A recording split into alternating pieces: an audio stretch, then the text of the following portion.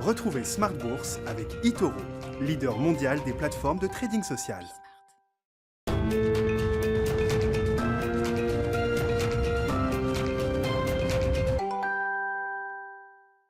Et c'est reparti pour Smart Bourse, votre double dose quotidienne de marché en direct sur Bismart, chaque jour à la mi-journée, 12h30, 13h. Et le soir, la grande édition pendant une heure, le grand digest de l'information économique, financière et boursière à partir de 18h30. Au sommaire ce soir, le rebond pour les marchés actions en Europe et aux États-Unis après un mois de janvier qui aura été un mois de consolidation avec cette séance un peu compliquée vendredi. Le CAC perdait 2%. On repart de l'avant pour cette première séance du mois de février avec une hausse de plus de 1% pour les actions européennes. Le CAC 40 revient au niveau de 5460 points en clôture ce soir. Vous aurez le résumé complet dans un instant avec Nicolas Pagnès depuis la salle de marché de Bourse Direct. On aura une semaine chargée en événements macroéconomiques, microéconomiques également, puisqu'on aura encore une centaine de sociétés du S&P 500, entre autres, qui publieront leurs résultats annuels, à commencer demain soir par Amazon ou encore Alphabet Google. On aura également les premières publications de résultats annuels pour les grands groupes européens, les grands groupes français. On a déjà eu les résultats de LVMH, on aura ceux de Publicis cette semaine ou encore en fin de semaine BNP Paribas et Vinci, Sanofi également qui publieront leurs résultats annuels. De GameStop à l'argent, c'est la nouvelle bataille des revenge traders de Wall Street réunis sur ce forum boursier du réseau Reddit Wall Street Bets. L'armée de Wall Street Bets se déplace vers l'once d'argent aujourd'hui puisque le trading est encore limité sur les dossiers type GameStop ou AMC qui sont un peu plus volatiles aujourd'hui en cours de séance à Wall Street, mais l'once d'argent a connu une de ses meilleures journées de ces dernières années avec une hausse de 10% aujourd'hui. En 2 jours, l'once d'argent en 2 séances a progressé de quasiment 20% et touche un plus haut depuis 8 ans autour de $30. Nouveau marché donc auquel s'attaque l'armée des Wall Street Bets. On en reviendra très largement avec nos invités de Planète Marché, bien sûr. C'est le sujet chaud du moment. Et puis dans le quart d'heure thématique de Smart Bourse, à partir de 19h15, c'est le PDG de Ferrecide Pharma qui sera avec nous pour son introduction en bourse qui s'accélère puisque la période de souscription va pouvoir se terminer dès ce soir. La levée de fonds a été plus rapide que prévu et la première cotation de Ferrecide Pharma sur Euronext Growth est prévue cette semaine.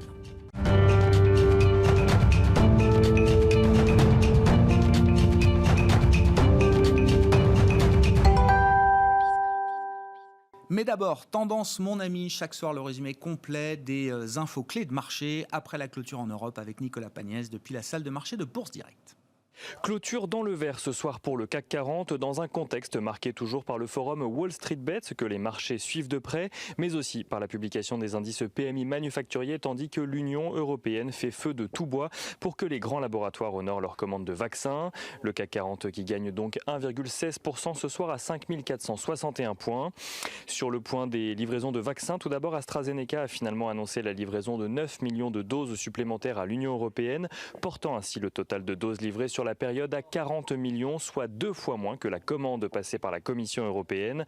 Pfizer a annoncé de son côté livrer 75 millions de doses supplémentaires, mais au second trimestre cette fois-ci. Les investisseurs qui ont également pu prendre connaissance des indices PMI pour le mois de janvier, ceux-ci mettent en avant un léger rebond de l'activité manufacturière en France à 51,6 points, ainsi qu'en zone euro où le PMI manufacturier ressort à 54,8 points.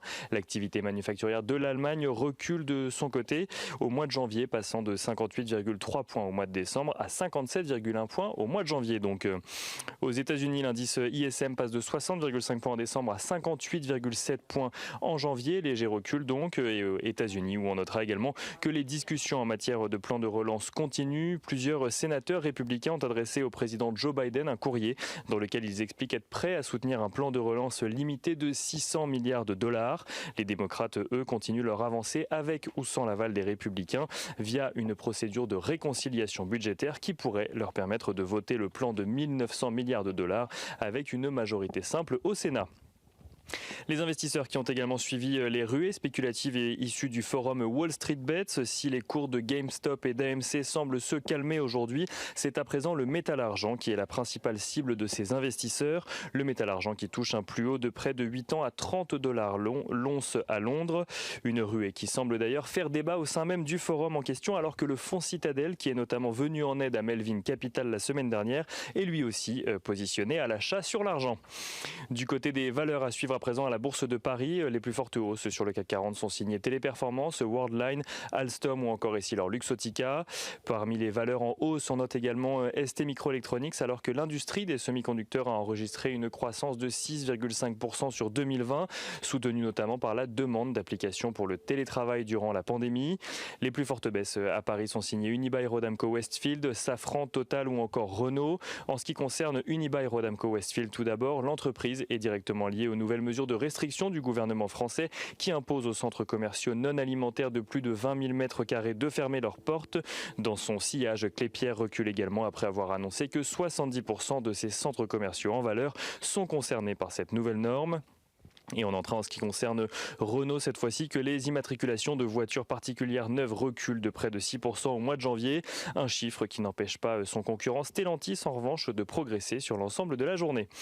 Et on note également Valneva qui affiche une forte progression après que le gouvernement britannique ait exercé une option pour une commande de 40 millions de doses supplémentaires du candidat vaccin de la biotech française contre la Covid-19. Valneva qui gagnait un peu plus de 11% ce soir. Et on finit avec l'agenda de la journée de demain. Demain, les investisseurs pourront suivre la première estimation de la croissance du PIB en zone euro pour le 4e trimestre 2020. Ils suivront également la publication de résultats outre-Atlantique notamment. Et on commence avec ceux d'ExxonMobil. ExxonMobil dont les investisseurs ont d'ailleurs appris que des discussions avaient eu lieu début 2020 sur un éventuel rapprochement avec son concurrent Chevron.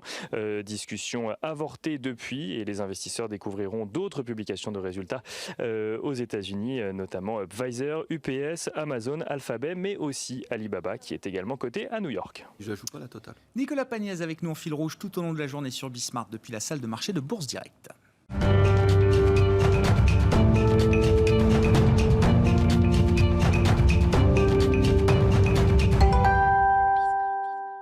Trois invités avec nous chaque soir pour décrypter les mouvements de la planète marché. David Calfon est avec nous en plateau ce soir, le président de Sanso IS. Bonsoir et bienvenue David. Bonsoir Grégoire. Jean-Jacques Friedman nous accompagne également. Bonsoir Jean-Jacques. Bonsoir, merci d'être Grégoire. avec nous. Vous êtes directeur des investissements de Natixis Wealth Management. Et par téléphone, je salue Xavier Patrolin, le président d'Albatros Capital. Bonsoir et bienvenue Xavier. Merci beaucoup d'être avec nous. Évidemment, c'est le sujet chaud du moment, l'armée des Wall Street Bets qui veut prendre sa vengeance. Voilà, c'est un peu le narratif social qu'on plaque sur ce revenge trading. C'est peut-être quelques millions de particuliers américains qui semblent se coordonner, s'entendre pour mener des raids sur certaines actions très vendues à découvert, shortées par des fonds spéculatifs. Donc le dossier emblématique est GameStop. On peut citer AMC ou d'autres dossiers, Nokia également, Bed Bath & Beyond qui sont des valeurs très shortées sur le marché américain. Nokia également coté en Europe. Et puis depuis quelques jours, visiblement, ces investisseurs particuliers se déplace sur le marché de l'argent. L'once d'argent s'est envolée de plus de 10% aujourd'hui pour franchir les $30 pour la première fois depuis 8 ans. Quelle est la dimension, Jean-Jacques, qui vous intéresse dans ce phénomène ? Est-ce que c'est un sujet de marché, le sujet d'un short squeeze de plus dans l'histoire des marchés ? Est-ce que c'est autre chose ? Est-ce que c'est un sujet politique ? Est-ce que c'est un sujet macroéconomique ? Est-ce que c'est un sujet pour les banques centrales, pour les régulateurs ? Il y a énormément d'aspects derrière ce phénomène qui semble intéressant de traiter. Et puis, ce qui est intéressant dans notre métier, c'est que quand on s'intéresse soit à l'économie, soit à la bourse, c'est les choses qui ramènent plutôt à la société en général. Et là, je trouve que c'est un thème aussi sociétal. Ça rejoint la défiance sur les élites, le fait de... On voit bien qu'il y a une ambiance, ça rejoint ce qu'on disait au moment de Trump avec deux Amériques. On a envie de tuer, on a envie de guillotiner tout roi, tout expert. Donc là, ça rejoint ça. Attendez, Wall Street se politise. Depuis que je suis les marchés, depuis 10-15 ans maintenant, on me dit voilà, les marchés, la politique, ça fait deux, les marchés ne font pas de politique. Là, on a une partie d'investisseurs, en l'occurrence particuliers, qui se politisent dans le marché. Alors, la politique pouvait impacter le marché, on l'a vu au moment des élections, etc. Certes. Là, alors déjà, c'est des opinions très diverses. Il y aurait des ultra-libéraux. Alors, peut-être que le point commun, c'est que la structure habituelle d'un marché qu'on connaît, nous, qui est quand même délimité, un cadre précis, un timing précis, enfin, c'est ça la base d'un marché. C'était un marché physique, on encadrait un lieu, on disait, c'est ici, le marché marche, et pas. Finalement, l'extension du domaine du marché a fait qu'aujourd'hui, comme il y a une extension du domaine de la lutte, il y a une extension du domaine du marché pour tout. Et là, on est un peu contaminé là-dessus. Mais non, je trouve que c'est un sujet passionnant. Les personnes sont très différentes, celles qui participent à ça. Ce qui est dommage, c'est que s'intéresser à la bourse pour des particuliers, c'est quelque chose de très positif. Votre journaliste tout à l'heure à Bourse Direct, c'est quelque chose de très bien, de s'intéresser, d'être investi, d'avoir un rôle d'investisseur. Là, il faut bien dire quand même qu'il y a un côté revanche, comme vous l'aviez évoqué, et c'est plutôt de la spéculation. Le côté Robin des Bois, je ne suis pas sûr qu'il reverse quelque chose quand même quand il gagne de l'argent. Il y a vraiment une avidité extraordinaire dans ce système-là, mais finalement qui renvoie peut-être aussi à quelques pratiques de marché et à quelques dévoiements qu'il y a pu avoir. Et puis comme on a touché à toutes les valeurs, la valeur des choses, la valeur de l'argent, aujourd'hui, on va peut-être un peu plus loin en remettant en cause le rôle de certains experts qui pouvaient dire certaines choses, être contestables par la suite. Donc, mais il y aurait énormément de choses à dire sur ce sujet. C'est ce qu'on va faire. C'est passionnant. Je vous propose. Ça va faire réfléchir qui dans le marché? Alors, évidemment, sont pointés du doigt les hedge funds. C'est pas une catégorie homogène, mais ce sont les spécialistes de la vente à découvert. Tous les hedge funds ne sont pas des spécialistes de la vente à découvert. Beaucoup pratiquent la vente à découvert, mais dans les spécialistes de la vente à découvert, donc on a Melvin Capital, on a Citron Research, on a Muddy Waters, qui sont les grands noms du short selling. C'est leur activité principale et ils ne savent faire que ça. Visiblement, ce sont eux qui suscitent la colère de ces nouveaux investisseurs ou de ces investisseurs particuliers. Mais ils jouent un rôle dans le marché. Il y a une différence si on le fait de manière en même temps publiant des nouvelles, en ayant d'abord pris des pauses et en étant hors la loi, ce qui n'est pas le cas de tout le monde. Il y a plein de long short en fait où là il y a vraiment joué une valeur contre une autre. Donc le short est vraiment un élément de régulation du marché qu'il ne faut pas jeter bien sûr à la poubelle. Alors oui, bien sûr, je pense que beaucoup de shorts très vite se sont dit, et c'était le cas avant même que les interventions arrivent, sur Unibail, sur des boîtes comme ça, où les gens ont peut-être dit on préfère shorter finalement des indices, des indices sectoriels plutôt que des valeurs. Donc ça remet déjà en cause un peu cette profession-là. Après, ça sera peut-être l'origine d'un débat. Moi, je trouve la SEC, bien sûr, et les organismes devraient intervenir, mais c'est assez difficile d'intervenir, puisque comme tout est contesté, il y a derrière ça l'idée de contestation du pouvoir en place. S'ils n'ont pas le bon timing pour intervenir, ils risquent aussi d'intervenir à contre-temps, et ça peut être difficile. Et la façon d'écluser ce mouvement, c'est peut-être que déjà, bien sûr, que la moitié des gens font faillite. Il y aura vraiment, et ça, c'est grave sur le papier. Ça se terminera comme ça. Ça se terminera comme ça. Oui, bien sûr, bien sûr. Ou alors, peut-être même une autre solution, c'est que et je pense que c'est déjà le cas. Ça sera noyauté par des professionnels, bien sûr. C'est-à-dire qu'on peut prendre des positions et avoir des relais de nouvelles qui contaminent, etc. Donc, c'est bien sûr que ça a déjà sans doute été instrumentalisé, et ça le sera encore plus, oui. Vos réflexions, David, sur ce sujet inépuisable? Je trouve que ce qui se passe est quand même assez grave, parce qu'on est en train d'attaquer le processus de formation des prix. Et il faut juste qu'on prenne un petit peu de recul et qu'on revienne à ce à quoi servent les marchés de capitaux. Les marchés de capitaux sont là pour permettre une allocation efficiente du capital. Bon, jusque-là, tout va bien. Après, le problème, c'est que pour qu'il y ait une allocation efficiente de ce capital, il faut que les gens aient confiance. Et que quand on voit un prix en face d'un titre, on se dise que ce prix veut dire quelque chose. Voilà. Là, ce que l'on est en train de découvrir, ou du moins l'impression que cela donne, on est en train de revenir à pleine vitesse sur la notion de casino, en disant justement, on va vous montrer que c'est du n'importe quoi, etc. Donc en fait, on est en train de parler de quoi? On est en train de parler d'abus de marché, on est en train de parler d'actions concertées. Tout ça, il faut quand même revenir au texte, encore une fois, au risque d'être un peu ennuyeux, rabat-joie. Mais en 1934, il y a eu quand même le Securities Exchange Act, qui est le texte fondateur de la bourse, l'un des textes fondateurs de la bourse, dans lesquels il est dit, noir sur blanc, qu'il est totalement illégal de se grouper ou d'acheter seul ou à plusieurs, d'acheter un titre dans le but de faire acheter ou vendre un titre ou un autre à d'autres personnes. Voilà, donc c'est la notion d'abus de marché, c'est écrit noir sur blanc. Donc, est-ce que la SEC doit faire quelque chose? Oui, bien entendu. Quand, dès qu'elle le peut, je pense qu'il y a un petit délai entre le moment où on constate l'infraction. Il ne faut pas oublier que la SEC est une administration, donc il faut le temps de réponse. Mais je pense qu'il faut une réponse claire. Faire quoi concrètement, David? Parce que quand le texte, vous dites 1934, oui, c'est ça, a été publié, il n'y avait pas Internet. Reddit n'existait pas, le forum Wall Street Bets n'existait pas.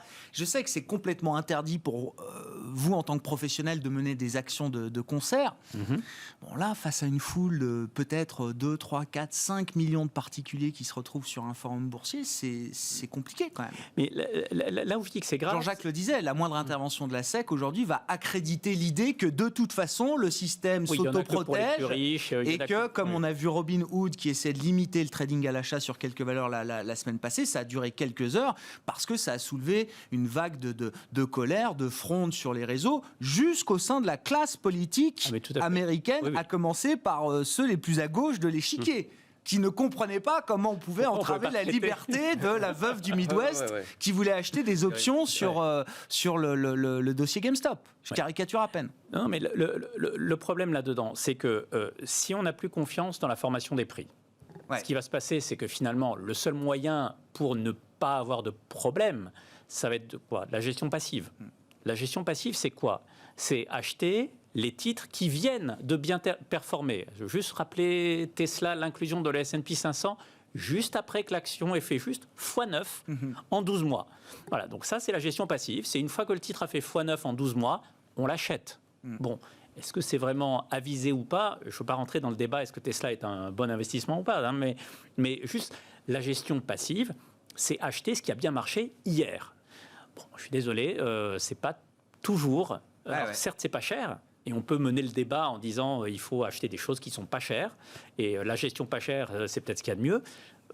Permettez-moi d'en douter. Ça veut dire que là, ce qui se passe pour vous, c'est un coup dur pour la gestion active. Ça rend un certain nombre de dossiers aujourd'hui ininvestissables pour des investisseurs professionnels. Si jamais cette armée de traders se déplace d'un dossier à l'autre, le jour où ils s'attaquent à un dossier où les investisseurs professionnels sont investis, ça devient tout de suite une zone de danger. En tous les cas, pour tout un pan de la cote, puisqu'on est quand même en train de parler de titres qui ne sont quand même pas très liquides, hein, et de petites sociétés, alors qui sont quand même des poids significatifs dans le Russell 2000, hein, qui est l'indice des petites capitalisations américaines.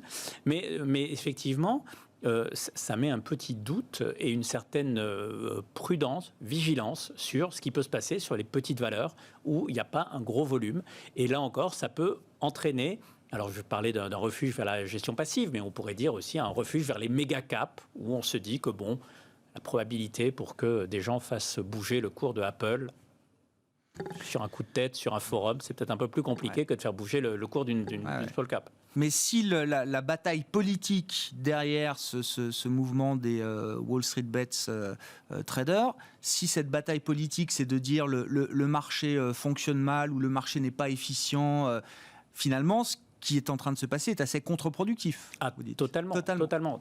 Voilà, il faut que on puisse avoir confiance. S'il n'y a pas de confiance, on se retire du marché. Si on se retire du marché, il n'y a plus de liquidité. S'il n'y a plus de liquidité, ça veut dire aussi qu'il y a certaines sociétés qui ne pourront plus s'introduire en bourse.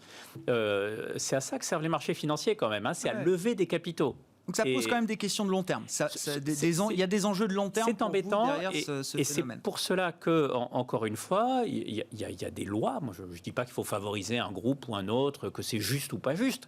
Il y a des lois, il y a un cadre juridique, il faut le faire respecter, il faut le faire appliquer, tout simplement. Voilà. Mais Jean-Jacques et puis Xavier Patrolin. La remise en cause de tout existe depuis quelque temps. La remise en cause politique, la remise en cause de la valeur de la monnaie, la remise en cause de... C'est une facette du dégagisme qu'on a vu en politique qui est en train de prendre pied à Wall Street aujourd'hui. Oui, et puis le sentiment que tout le monde est informé de tout, donc peut parler de tout, peut avoir un avis sur tout. Donc il y a aussi cette notion-là qui est importante, et qui explique ce qu'on vit. Mais le problème, effectivement, c'est que ça fait prendre des risques qui sont quand même démesurés à des gens qui ne sont peut-être pas forcément conscients de ces risques-là. Et sur l'idée de dire « c'est génial, on va faire payer les hedge funds », si on est le dernier à acheter GameStop, une fois que le titre a fait plus 600%, et que derrière, on se prend un moins 5, ne serait-ce que moins 50%, ça peut être catastrophique, quoi. On peut faire 100% tous les jours et sur moins 50% tout perdre. Hein. Exactement. Et puis il y a l'idée sous-jacente de déconnexion des marchés avec la réalité économique qu'on entend parfois. Ça, c'est une notion, je ne crois pas. Si on regarde historiquement, par exemple, le résultat des actions, elles sont proportionnelles à l'amélioration de leurs bénéfices. Il faut rappeler cette règle qui est simple, mais qui fonctionne quand même. Là, je crois que c'est pas le sujet, parce que tout le monde a oublié qui était GameStop, pourquoi cette entreprise est en difficulté, et la valeur fondamentale de cette entreprise n'est pas du tout dans le débat. On l'arbitre par rapport au niveau de taux, bien sûr, par rapport au marché, mais il y a vraiment cette notion fondamentale, oui. Xavier Patrolin, vous avez évidemment largement le temps nécessaire pour revenir sur ce qu'on a pu dire. Ce qui m'intéresse, Xavier, c'est quelle est la dimension, justement, qui vous intéresse le plus dans ce phénomène des traders de Wall Street Bets? Pour moi, on est dans le prolongement ou dans la phase ultime de l'euphorie financière. Donc, c'est un chapitre de plus de ce fameux livre de John Kenneth Galbraith qui s'appelle Brève histoire au pluriel de l'euphorie financière. Et c'est une forme qui se rapproche d'ailleurs le plus de celle des années 30, du 1930, j'entends. Puisqu'on a là l'utilisation exacerbée du levier sous toutes ses formes. Mais moi, je voudrais revenir sur une observation qui, à mon avis, est cœur dans notre débat, et c'est David qui l'a fait tout à l'heure, qui a parlé de la valeur informationnelle du prix des actifs financiers. Je crois qu'il n'y a plus de valeur, ou en tout cas, il y a une valeur informationnelle des actifs financiers extrêmement dégradée depuis Lehman Brothers. Qu'est-ce que ça veut dire, Xavier ? Qu'est-ce que ça veut dire ? Mais ça veut dire que les prix des actifs sont non pas régulés par l'offre et la demande, traditionnelles, mais sont régulés par les interactions monétaires et budgétaires. Et on en a la manifestation depuis Lehman Brothers avec les plusieurs strates du quantitative easing qui ont connu avec le Covid-19 au cours de l'année dernière une accélération sans aucune comparaison. On ne peut même pas comparer par rapport à la crise des années 30 justement. Et quand vous voyez les dettes souveraines à travers le monde, en tout cas dans les économies occidentales, la valeur des dettes souveraines aujourd'hui est une valeur qui est totalement régulée, manipulée, orchestrée, administrée, et pas uniquement les dettes souveraines, les dettes corporate, les junk bonds aux États-Unis, les spreads du junk bond par rapport aux 10 ans américains sont extrêmement réduits, ne traduisent absolument pas le risque de sinistralité. On parle de sociétés zombies, donc on préserve. La stratégie monétaire qui a été mise en œuvre depuis Lehman Brothers a été une stratégie éminemment financière qui a consisté au travers d'injections dans une économie très financiarisée, d'injections de liquidités, à tenter de préserver le potentiel de croissance des économies. Or, le potentiel de croissance des économies est en train de fléchir tendanciellement. Vous pouvez rejoindre la stagnation séculaire. Et donc, vous avez, du point de vue des investisseurs américains qui, eux, à la différence de l'Europe, ont une tradition capitalistique extrêmement exacerbée. Eux, ils ont connu la crise des années 30, de visu, du point de vue financier. Donc, beaucoup se réfèrent à celle de 2008, sans remonter jusqu'aux années 30, mais certains des participants au forum Wall Street Bets mettent en avant ces fonds spéculatifs qui les ont mis sur la paille en 2008, qui ont forcé les saisies des maisons. La crise de 2008 est une image qui revient très très souvent visiblement dans les discussions qu'il peut y avoir sur ce forum. Bien sûr. Donc ça, c'est la partie sociale, c'est-à-dire une espèce de Main Street contre les moutons de Main Street qui partent en meute contre les loups, j'allais pas dire solitaires, mais les loups de Wall Street, et qui portent la responsabilité de la crise de Lehman Brothers. Il y a cette dimension-là. Et c'est pour ça que la classe politique américaine, du côté démocrate comme républicaine, dans un monde qui, au fond, post-mandature de Donald Trump, qui est au fond l'explosion de la classe moyenne, c'est bien qu'il y a derrière cette espèce de braise qui est en train de s'allumer, il y a quelque chose de beaucoup plus puissant. Si j'osais, j'allais faire un parallèle avec le Capitole. Ça a été fait, Xavier. Ça a été fait. C'est deux institutions qui sont prises d'assaut. Alors, c'est des prises d'assaut qui ne sont pas de même nature, mais qui sont prises d'assaut et qui prouvent l'ébranlement, les fondations même de la société, ou j'allais dire presque de la civilisation nord-américaine.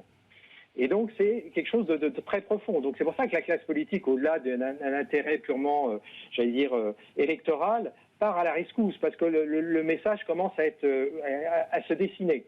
Donc là, oui, la finance est en accusation. La finance est en accusation parce qu'elle ne fait pas son travail. Et elle ne peut pas faire son travail avec une action aussi puissante des banques centrales. Dites-vous bien que quand j'entendais parler de gestion active, c'est vrai, mais la gestion active a totalement failli. Et elle a failli pourquoi ? Parce qu'elle est réduite à des mesures de benchmarking qui sont à la semaine, au mois, au trimestre, qui fait que la gestion active aujourd'hui devient une gestion qui benchmark et qui est dans un espèce d'étau entre d'un côté l'événement des ETF, des BlackRock, qui sont en train de tout écraser sur leur passage, au fond d'une gestion purement qui est très d'ailleurs processisée, qui est très sophistiquée, quoi qu'on puisse en penser. Et puis une gestion dite alternative qui porte, elle, une partie de la responsabilité parce qu'elle a agi de manière monodimensionnelle avec une seule dimension de retour sur investissement qui était des arbitrages d'actifs, des arbitrages de liquidation. Et donc c'est d'ailleurs ces shorts, les fameux short sellers qui sont, de mon point de vue, probablement la crème de la crème en termes de finances. Parce que, à la différence, Jean-Jacques a évoqué les arbitrages long-short. Ça, le long short, c'est le pain quotidien de la gestion alternative. C'est le gros de la meute. Mais les short sellers, c'est ceux qui prennent le plus de risques dans le marché. C'est peut-être le métier le plus risqué sur les marchés. Et puis, bien sûr, c'est le métier le plus risqué et probablement le plus sophistiqué avec la banque d'affaires. Parce que ceux-là, c'est pas des joueurs à la petite semaine. Et dites-vous bien que ce qui leur est arrivé la semaine dernière, c'est quelque chose sur lequel ils vont réfléchir. Ils vont réfléchir sérieusement. Quelles conséquences ça peut avoir pour cette industrie ou pour ces quelques fonds spécialisés ? Parce que, encore une fois, je ne voudrais pas donner l'impression que toute l'industrie des hedge funds est une industrie de short sellers. Il y a quelques fonds spécialisés dans le monde, effectivement, comme vous le dites, Xavier, la crème de la crème, qui, effectivement, en ont fait leur unique métier. Ces gens-là, comment est-ce qu'ils vont réfléchir, Xavier ? Dans un premier temps, ils font façon 6e Panzer, ils se reculent sur des positions savamment préparées, enfin savamment ou pas savamment, préparées à l'avance. C'est recul stratégique. Injection de fonds propres, parce qu'ils ont eu des appels de marge, ils ont dû déboucler des positions, et c'est la grande, là on pourrait le dire à nos auditeurs, la grande différence entre le long only et le short, c'est que le long only, il perd jusqu'à zéro. Ah oui, il peut pas perdre plus que le capital, oui. Voilà. Il peut avoir du levier qui fait mal, mais il perd jusqu'à zéro. Le short seller, c'est illimité. Sky is the limit. C'est-à-dire que vous devez racheter vos positions jusqu'à la dernière action. Et le prix, c'est le prix marginal. Et là, vous pouvez tout perdre. Sachant que sur GameStop, on était arrivé à un moment où on avait plus de 60 millions d'actions qui étaient vendues à découvert pour seulement 50 millions d'actions représentant le flottant de GameStop. Je crois que le ratio s'est considérablement détendu puisque selon les dernières sociétés qui fournissent ce genre de données, on aurait vu quand même le nombre de short interest, d'intérêts vendeurs sur GameStop divisé par 2. On était à plus de 100 donc et on est revenu peut-être autour de 40. C'est ce que nous dit HS Market aujourd'hui. David, vos commentaires. Je pense qu'il faut aussi regarder pourquoi cette notion de vente à découvert est aussi décriée et réfléchir aux moyens qu'il y a quand même de réconcilier un petit peu tout le monde avec la finance. Parce que, effectivement, vendre une société à découvert, quelque part, c'est l'image de la pousser à la faillite. Et derrière, on détruit des emplois. Et derrière, on pousse, on s'acharne sur quelque chose qui va déjà mal et on l'enfonce définitivement. Donc c'est l'image dont les shorts n'arrivent pas à se départir. Et pour cause, il y a eu plusieurs fois des gens qui ont gagné énormément d'argent sur le malheur des autres. Voilà, donc c'est un constat, cette image, elle existe là. Mais il y a d'autres manières de faire. Et là, je reprends juste encore un petit peu un des thèmes qui est cher chez nous, chez Sansot, l'investissement socialement responsable. Dans le label d'État, ISR, il est interdit de vendre à découvert une société individuelle. Est-ce que pour autant, ça empêche de faire un long short ? Non. Et c'est d'ailleurs la manière dont nous le mettons en œuvre chez Sansot, c'est qu'on a un portefeuille long Et pour avoir la valeur relative par rapport au reste du marché, on couvre avec des contrats futurs. Donc on vend l'ensemble du marché, l'indice, et sans pointer du doigt une valeur en particulier. Ouais. Et je pense que ce mode de gestion est plus acceptable, moins spectaculaire, certes, mais peut-être plus sain. Vous écoutez, il faut écouter ce que disent les short-sellers, que ce soit Carson Block chez Muddy Waters ou Andrew Leff chez Citron Research, qui sont les fers de lance de ces fonds particuliers. Encore une fois, je ne veux pas que les gens imaginent que c'est l'ensemble du marché qui fonctionne comme ça. Ils vous disent, nous, on est là pour protéger les intérêts des minoritaires, justement, des particuliers. On est là pour dénoncer des fraudes, des dossiers qui sentent pas bon, des problèmes de gouvernance. Il faut se rappeler que l'affaire Enron, elle commence aussi parce qu'il y a des short-sellers qui ont regardé le dossier d'une manière un peu différente de ce que le consensus faisait à l'époque. On peut très bien aussi se dire que la Grèce, peut-être que les problèmes de fraude comptable de la Grèce aussi, à un moment, ont été regardés différemment par certains opérateurs de marché, certes, qui ont gagné beaucoup d'argent. Est-ce qu'il y a un problème quand même avec les pratiques des vendeurs à découvert? Est-ce qu'il faut défendre ce métier? Jean-Jacques. Moi, je pense qu'il faut le défendre, mais c'est le contenu informationnel, ce que disait Xavier, qui est très important. C'est vrai qu'il y a déjà une partie du monde administrée, donc les prix sont un peu administrés.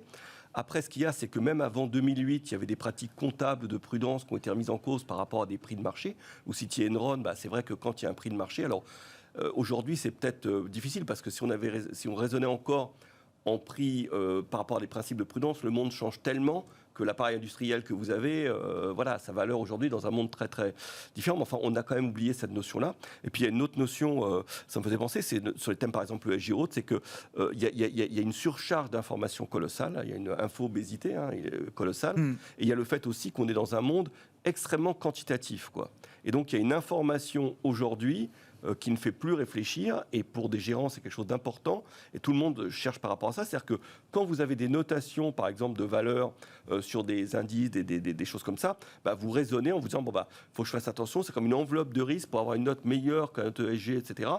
Et donc finalement on rentre dans un schéma d'un problème informationnel extraordinaire, et l'information est tellement importante finalement que cette rationalité, elle est vraiment mise à masse. Donc le problème d'information, il est tiré par tous les bouts.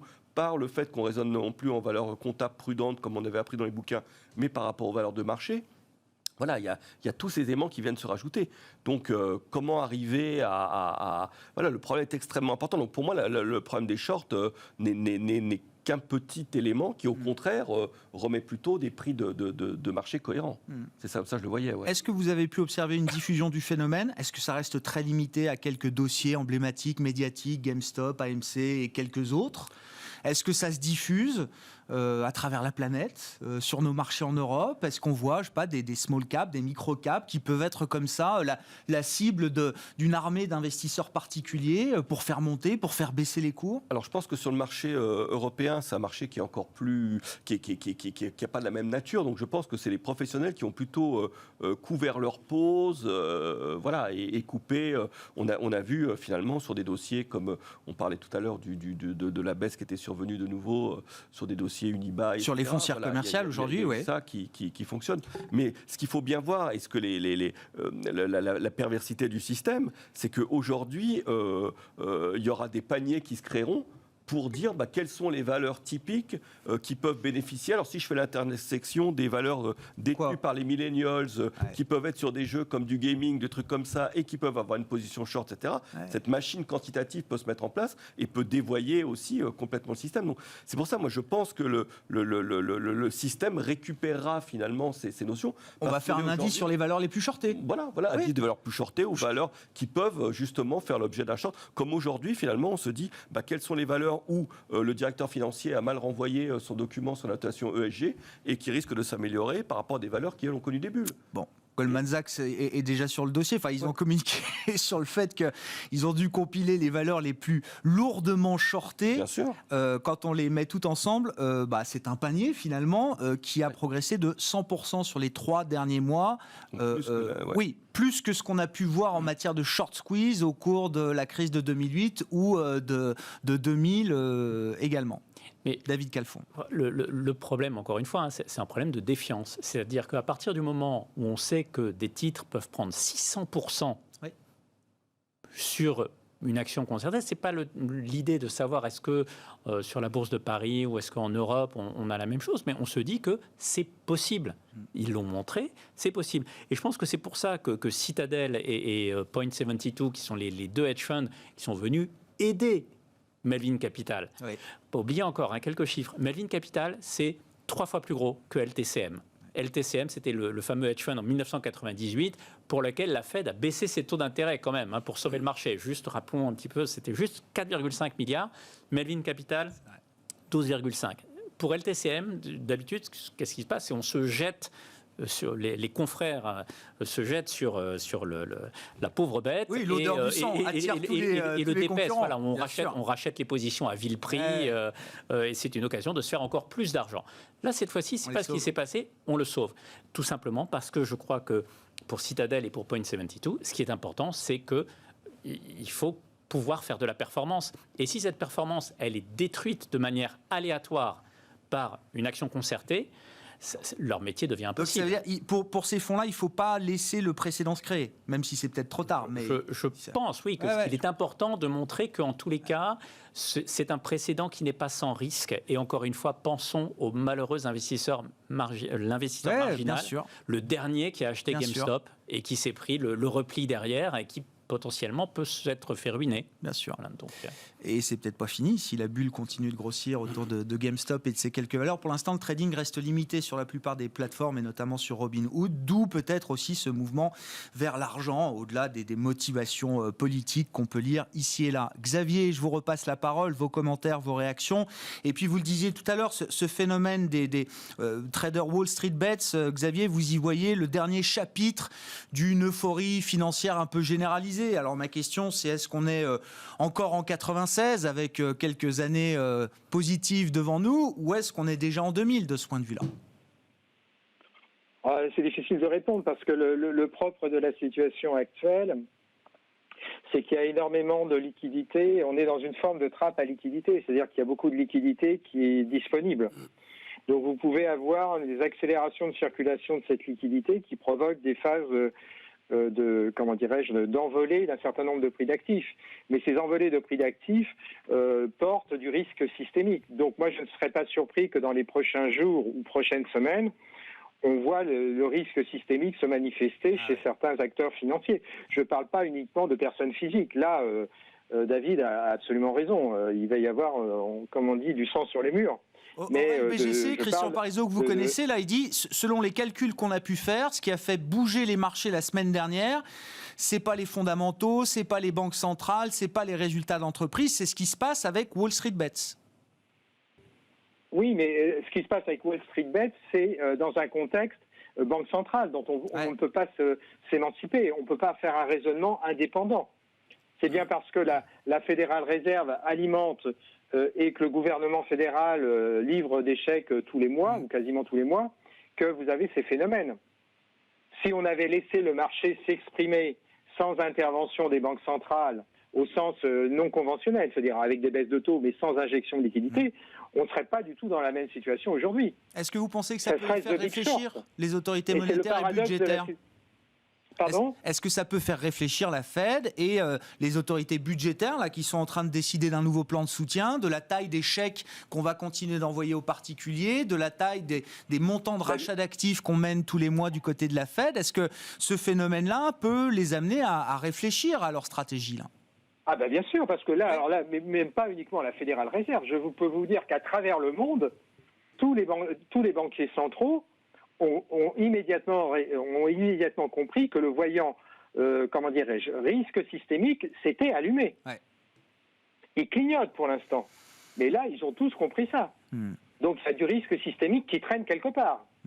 Là, pour l'instant, les short-sellers ont pris leur paume. On a injecté des fonds propres, mais ça va continuer. Donc, le feu, la braise a été réactivée. Ouais. Et donc ça va avoir forcément, alors après, quelles seront les mesures, j'en sais rien, mais ça va faire réfléchir beaucoup de monde, bien sûr. Bon. Bien sûr. Et d'où la stratégie de sortie de ces politiques de stimulation, ou en tout cas d'atténuation. Sortie, c'est un bien grand mot, peut-être qu'on ne va peut-être pas y arriver, mais d'atténuation de ces politiques, parce que là, c'est une manifestation d'instabilité. Ouais. Et moi, je l'inscris dans ce qui s'est passé précédemment sur le Bitcoin, sur Tesla, sur l'avènement d'un ESG qui est porteur de toutes les vertus et dont vous voyez les valorisations au cours de l'année 2020 qui sont, pour certaines valeurs, qui sont devenues totalement délirantes. Et donc, ça s'inscrit dans ce schéma-là. Donc oui, il y a de l'instabilité financière à venir. À savoir comment il va être traité, ça je ne suis pas devin, mais clairement, c'est un signal qui est, à mon avis, décodé non seulement par les banquiers centraux, mais même par les financiers. Moi, je ne serais pas étonné que les prop trades, les départements de trading qui ont eu une très grosse activité sur le 4e trimestre, on l'a vu sur le résultat des banques américaines, et on le verra sur les banques européennes, qui ont réussi à améliorer leur rentabilité sur des activités de trading particulièrement denses, particulièrement étoffées. Je ne serais pas étonné que ceux qui sont amenés à gérer les enveloppes de risque dans ces départements aient donné des consignes très strictes depuis la fin de semaine dernière. Bon. David et Jean-Jacques, là, quand on est investisseur, comment on se positionne aujourd'hui dans ce marché ? Est-ce qu'on a envie déjà de reprendre un peu de risque après un mois de consolidation ? Le mois de janvier pour les indices au sens large a été quand même plutôt un mois de consolidation. Est-ce que l'événement Wall Street Bets oblige à être ou à rester encore très prudent en attendant d'y voir plus clair ? Quels sont les déterminants là, que vous soupesez au-delà juste de Wall Street Bets aujourd'hui, David ? Nous, généralement, on essaye de se raccrocher aux fondamentaux. Bon, alors c'est un exercice comme un autre, mais les fondamentaux, c'est quoi ? C'est les résultats des entreprises, c'est une activité économique. Voilà. Donc l'activité économique, ce que l'on voit, c'est que là où on pensait effectivement qu'au mois de décembre, il y avait un certain optimisme un peu BA, tout le monde était ravi, c'est génial, 6,5% de croissance mondiale, dès le premier trimestre, retour à la normale, etc.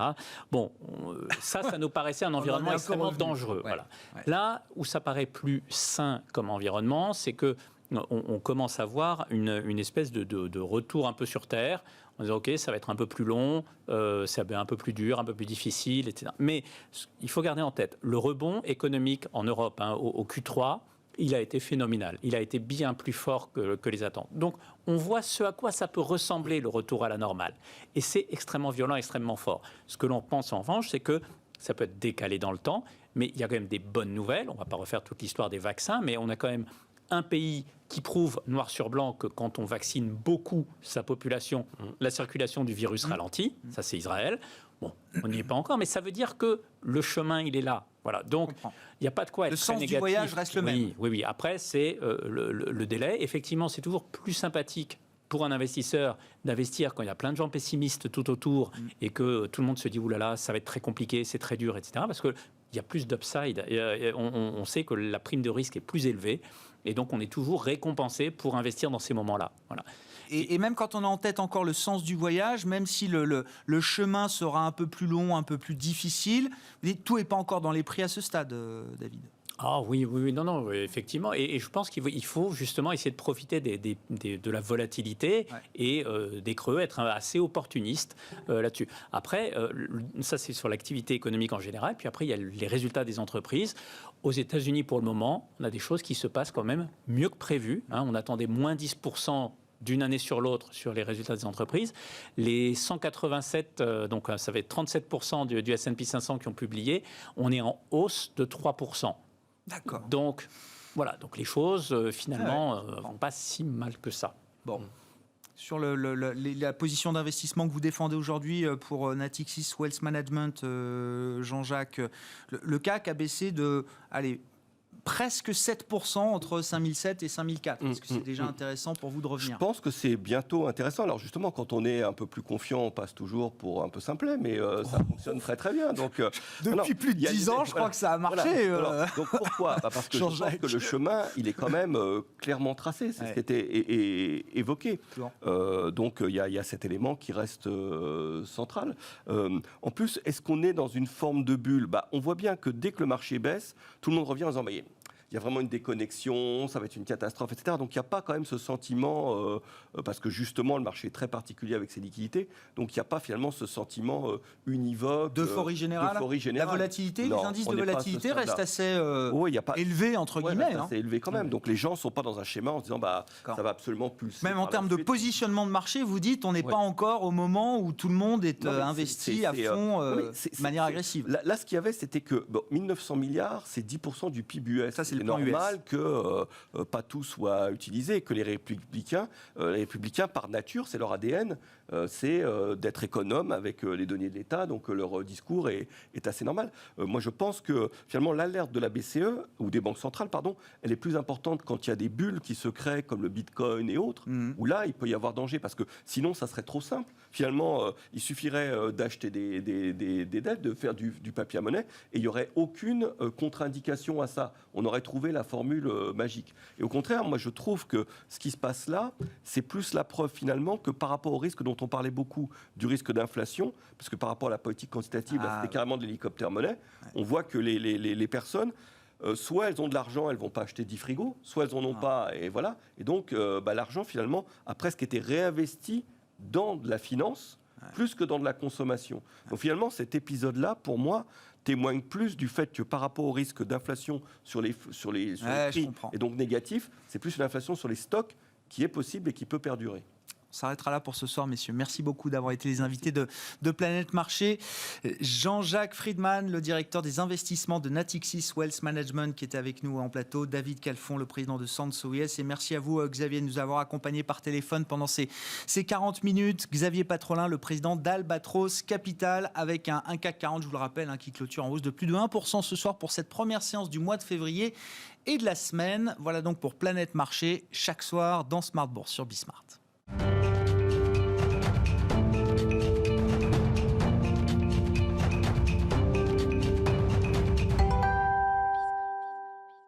Le dernier quart d'heure de Smart Bourse, chaque soir, c'est le quart d'heure thématique. Le thème et le sujet du jour, c'est le sujet de l'introduction en bourse de Ferrecide Pharma qui aura lieu ces prochains jours. La première cotation est prévue cette semaine avec une période de souscription qui se termine plus tôt que prévu dès ce soir puisque la levée de fonds, visiblement, a été plus rapide qu'anticipé. On va en parler avec le président du directoire de Ferrecide Pharma qui est avec nous par téléphone, Guy-Charles Fano de la Horie. Bonjour et bienvenue, Guy-Charles Fano de la Horie. Merci d'être avec nous par téléphone.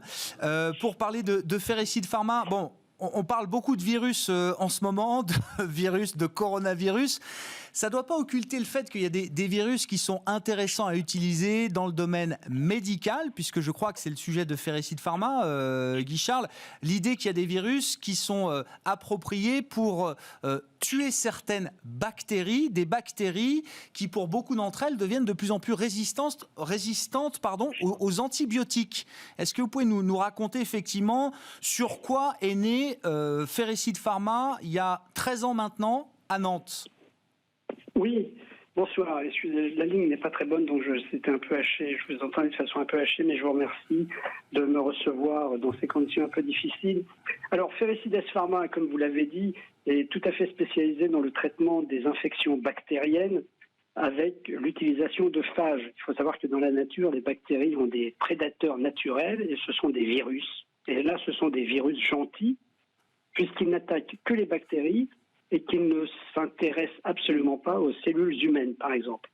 Donc nous, notre spécialité, notre mission, c'est identifier des virus tueurs de bactéries pour justement traiter les infections bactériennes. Il faut savoir que c'est un problème de santé majeur puisque ça représente plusieurs centaines de milliers de morts par an et que les prévisions sont de 10 millions de morts par an en 2050.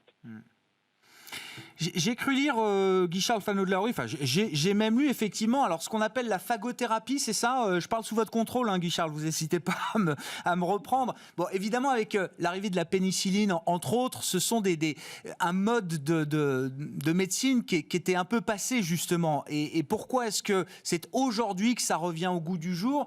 Visiblement, la médecine a laissé un peu de côté ces virus tueurs de bactéries ces dernières années. Pourquoi ? Et pourquoi est-ce que ça revient maintenant aujourd'hui ? Pourquoi est-ce qu'aujourd'hui, c'est au cœur de la R&D de Ferrecide Pharma ? Écoutez, on voit bien justement avec l'actualité tout à fait récente de production de vaccins que produire des médicaments biologiques, c'est très compliqué.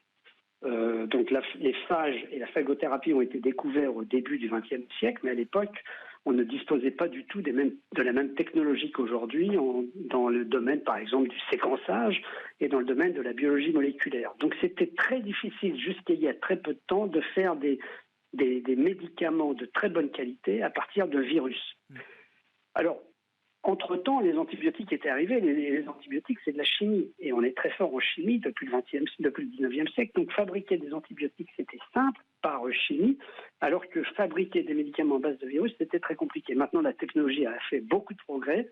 Et nous savons, et nous avons mis au point, et nous possédons le savoir-faire pour faire des médicaments à partir de virus, médicaments de très bonne qualité et qui ont donné des résultats très encourageants sur des patients qu'on a déjà traités en France. Quel est justement l'enjeu, Guy Charles, pour optimiser justement l'efficacité de cette phagothérapie, sachant que des virus, il y en a quand même beaucoup, des bactéries aussi. Est-ce que l'enjeu, c'est d'abord de sélectionner les bons virus? Il faut se créer un catalogue, une bibliothèque de virus? Comment est-ce que vous avez fonctionné? Alors, d'abord, le premier enjeu, c'est choisir les bactéries. Parce que les virus n'attaquent qu'une espèce bactérienne, donc il faut choisir les bactéries qu'on va cibler.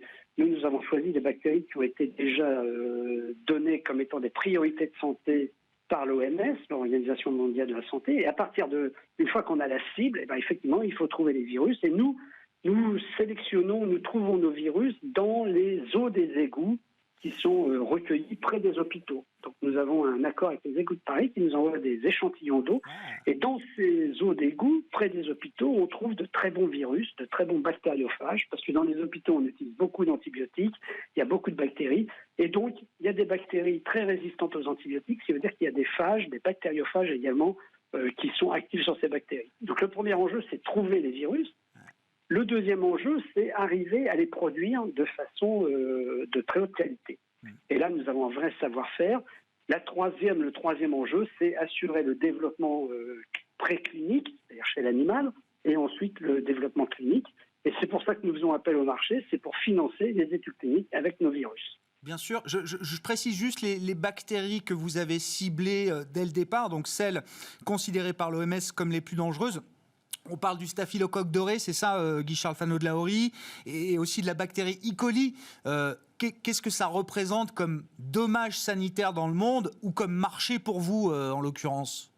Alors, nous avons sélectionné 3 bactéries comme priorité de développement. Alors, vous l'avez cité, il y a le staphylocoque doré, et ça, malheureusement, tout le monde connaît quelqu'un qui est allé à l'hôpital et qui a attrapé un staph doré.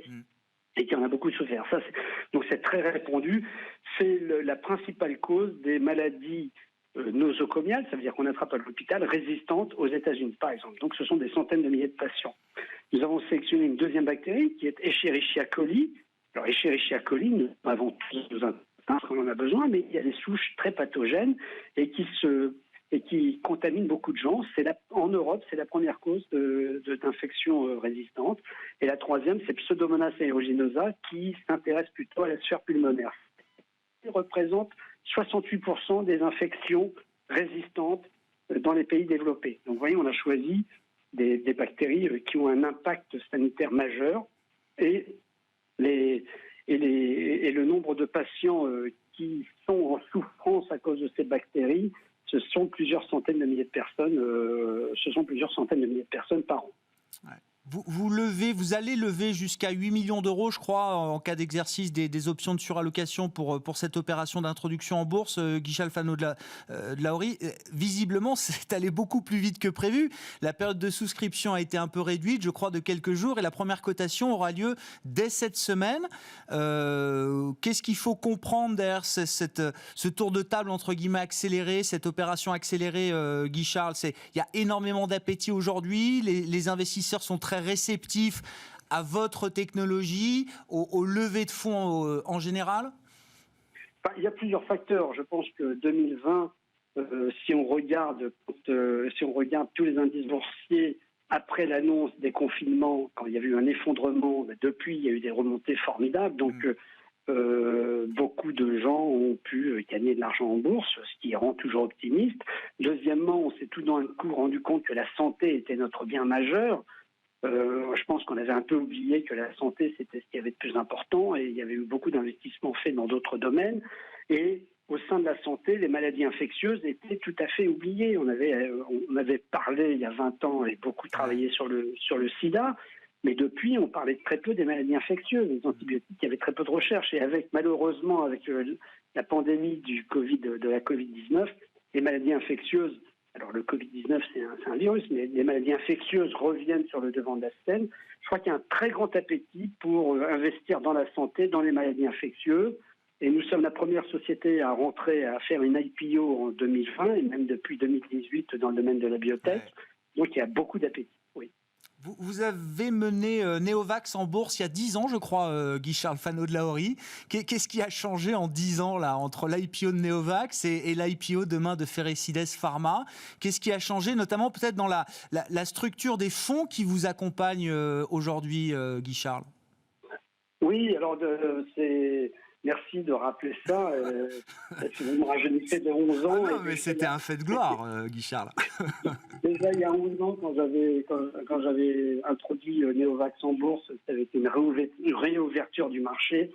Ouais. Écoutez, je pense qu'aujourd'hui, les marchés sont beaucoup plus sophistiqués, beaucoup plus mûrs.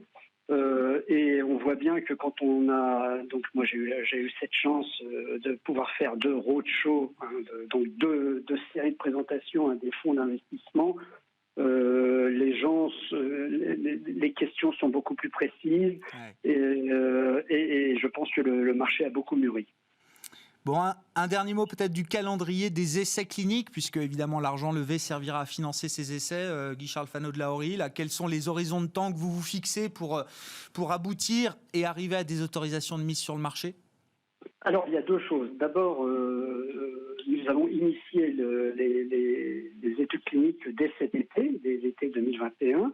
Et nous avons une première étude clinique sur laquelle nous travaillons beaucoup, qui va s'intéresser au traitement des infections ostéo-articulaires sur prothèses, c'est-à-dire les infections sur les prothèses de la hanche ou les prothèses du genou, dont les premiers résultats seront disponibles au 3e trimestre 2022. Et l'enveloppe de 8 millions que nous levons en bourse est justement calculée pour nous permettre d'aller jusqu'à la fin 2022 et assurer le financement de cette étude. En parallèle, nous allons faire des demandes et nous avions déjà eu beaucoup de contacts et de discussions avec l'Agence nationale de sécurité du médicament, la NSM, pour que nos produits soient disponibles dans un cadre dérogatoire qui s'appelle les autorisations temporaires d'utilisation dès cet été. Donc dès cet été, nous pensons et nous allons mettre à disposition du corps médical hospitalier nos virus bactériophages anti-staphylocoque doré et anti-pseudomonas pour traiter les patients en impasse thérapeutique, et ceci devrait pouvoir nous permettre de générer du chiffre d'affaires. Donc il y aura dès cet été, en 2021, du chiffre d'affaires et en développement clinique. Voilà. Merci beaucoup Guy-Charles Fano de Lahorie d'avoir été avec nous quelques minutes par téléphone pour nous parler de Ferresides Pharma qui termine donc sa souscription de levée de fonds aujourd'hui pour une première cotation prévue cette semaine sur Euronext Growth. Guy-Charles Fano de Lahorie, le président du directoire de Ferresides Pharma, qui est avec nous dans Smart Bourse ce soir. On se retrouve demain en direct à 12h30 évidemment sur l'antenne de Bismart.